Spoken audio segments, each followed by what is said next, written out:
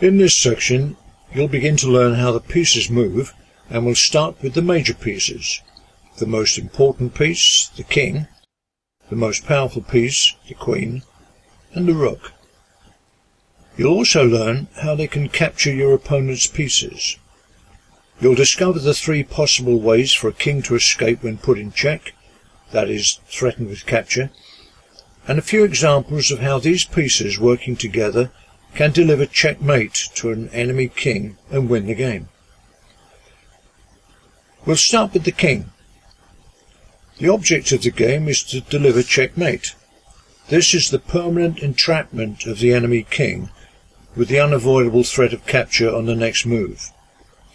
If you can threaten your opponent's king with capture and there's no way it can avoid being taken on the next move, you've won the game. The defeated king is never actually removed from the board. The game is ended at the point where one of the kings is checkmated. It obviously makes sense to keep your king safe while the less important pieces are involved in a dangerous chess battle on the board. And we'll look at a move called castling in the 5th video. This is a special move of the king which speeds up the process of tucking him out of immediate harm's way, where you can watch the fight from a relatively safe position. But first things first. Kings can only move 1 square at a time, but they can move in any direction. The arrows show the squares to which the 2 kings in this diagram can move. You'll notice that the king in the centre of the board has 8 available squares, but the king on the edge of the board has only 5 possible moves.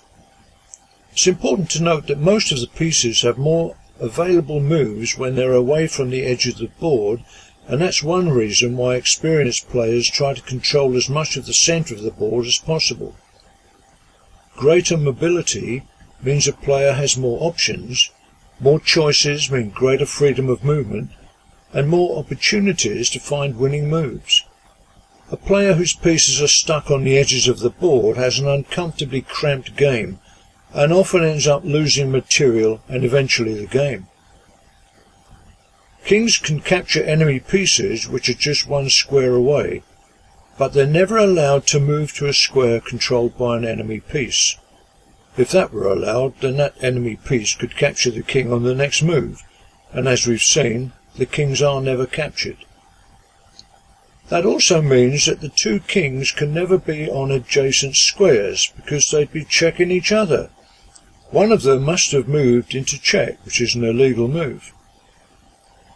If a player accidentally moves his king to a square where he could be taken, that is, he moves into check, then the move is disallowed and he has to make a different move. And here's another rule. In chess, if it's your move and you touch a piece, then you have to move it. You can't change your mind and move something else. Similarly, if you touch one of your opponent's pieces, you have to capture it, given that there's a legal way that you can take it. If you lift up a piece and change your mind while it's still in mid-air, well, that's all right. But as soon as you make the move and let go of the piece, that move must stand. If you're playing a friendly game, by which I mean it's not a seriously competitive game, then your opponent might let you try to find an alternative move. But be warned, it's not a good habit to get into, and it's much better to learn from your mistakes. So what if during the game you need to adjust the position of a piece on a square, or remove something, I don't know, a spider perhaps? Well then, you have to announce I adjust, or traditionally, j'adoube. We'll come back to moves which attack the king, checks, after we've looked at how the queens move. Queens move in the same way as kings, that is, in 8 different directions, but they're not limited to moving just 1 square. They can move right to the far edge of the board, providing nothing is in the way. Let's put some other pieces on the board and see how they limit her movement. Queens can't jump over any other pieces, and they can't land on a square where there's already one of their own pieces. In this diagram we can see that the queen's movements have been restricted because other pieces are in her way. Her own white pieces on c4, d3, e2 and f2, the red squares, prevent any moves beyond them to the edge of the board. Like all the other pieces, queens capture by landing on the square occupied by an enemy piece. So in this position the queen could capture either the black rook on c6 or the black knight on e7, the green squares. We haven't yet looked at how those pieces move, but we have seen how kings move, so do you think the move queen h7 check would be a sensible move for white to play? h7 is the yellow square. Well, the answer is a definite no, because the black king could just capture it. Moral: if you're going to move up to the enemy king, make sure you have some backup. More about that later. First, let's see how the rooks move. The rooks can only move on the ranks and files, horizontally and vertically. They can't move diagonally. They're particularly effective when they're doubled, when they're both supporting each other on the same rank or file. Now we're ready to look at a few checkmate positions, but before we do, we need to know about the 3 ways an attacked king can get out of check. In this diagram, white has just played rook a8 check. The rook is threatening the black king along the 8th rank. Black must get out of check the very next move. There's no choice about it. Even if black was about to play a game-winning move, getting out of check has to come first. Fortunately, there are 3 ways to get out of check, and they're all available in this example. Firstly, the king can move out of check by moving to one of the 3 squares on the 7th rank, the yellow arrows. Secondly, the check could be blocked by playing the black queen to d8, that's the red arrow. And thirdly, the checking piece can be captured, the green arrow. Now it's time to look at positions where a king is in check and none of those 3 means of escape are available. Checkmate, in other words. In this diagram, black has trapped the white king on the 1st rank.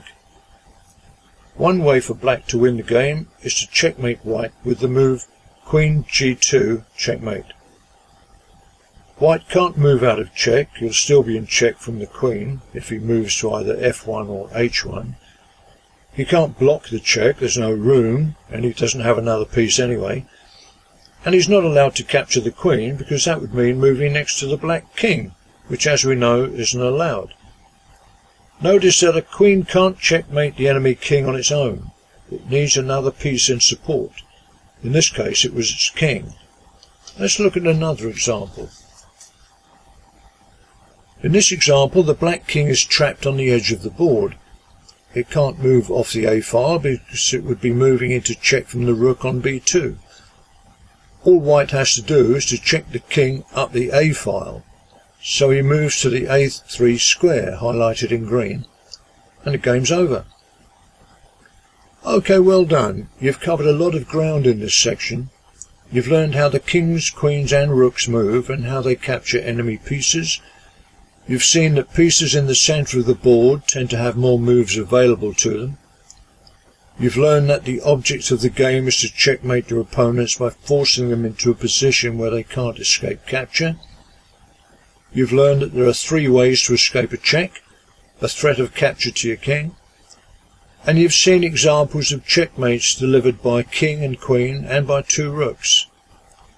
Now have a go at the Has It Stuck questions, check the answer sheet, then retain a copy of the key points summary sheet, and I'll see you in the next video where we'll be seeing how the bishops and knights move.